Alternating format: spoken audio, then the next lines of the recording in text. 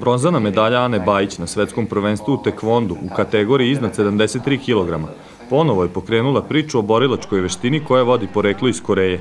Iako si od drugih naših takmičara očekivao uspeh, Ana je najviše pokazala u meksičkom gradu Puebli, a za to je najzaslužniji naporan rad u matičnom klubu Elite iz Inđije.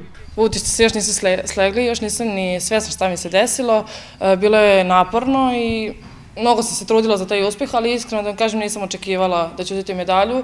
Očekivala sam da će proći neko kolo, ali medalju baš nisam očekivala. Imala je svaki dan trening, nekad i 2 puta na dan trening. Posle toga je išla na Kopaonik s reprezentacijom Srbije na pripreme 7 dana. Došli su kući 2 dana i onda su bili 14 dana u Meksiku na pripremama još, da se zbog klime malo priviknu da lakše rade borbe.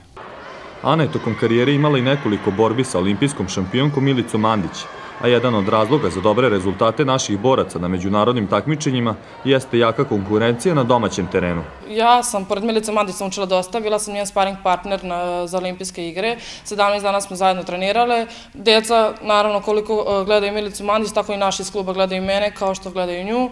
I sve više i više su se potrudili. Naravno se će truditi i će trenirati kao što nas je trenirati. Tekvondo je svoju premijeru na olimpijskim igrama imao u Seulu 1988. a zvanično je postao olimpijski sport 12 godina kasnije u Sidneju.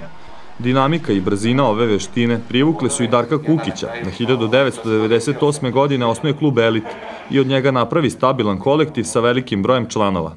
Imamo oko 140 učenika što treniraju momentalno kod nas i imamo takmičara, oko 50 takmičara imamo. Pioniri su nam ekipni prvaci Srbije ove godine, kadeti su nam ekipni prvaci Srbije ove godine, juniorke su nam druge u Srbiji i seniorke 4. u Srbiji.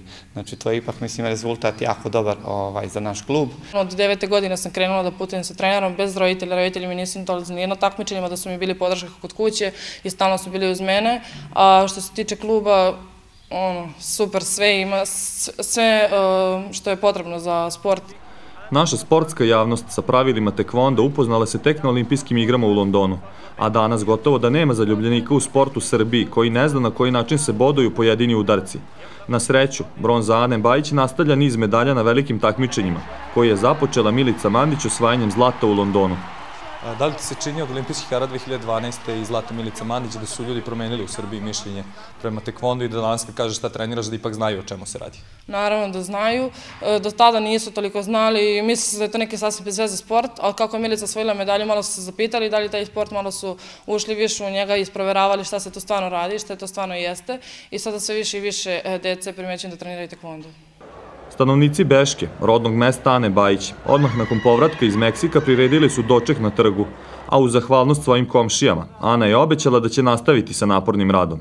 Sada idemo malo da se odmorimo od svetskog prvenstva i svih tih napornih dana, pa posle toga imam balkansko prvenstvo koje me očekuje u septembru i onda mi kreću Grand Prix turniri gde se borimo za olimpijske igre. Sa ovom medaljom ima pravo da učestvuje na prvom Grand Prix turniru, to je bodovni turnir za olimpijske igre.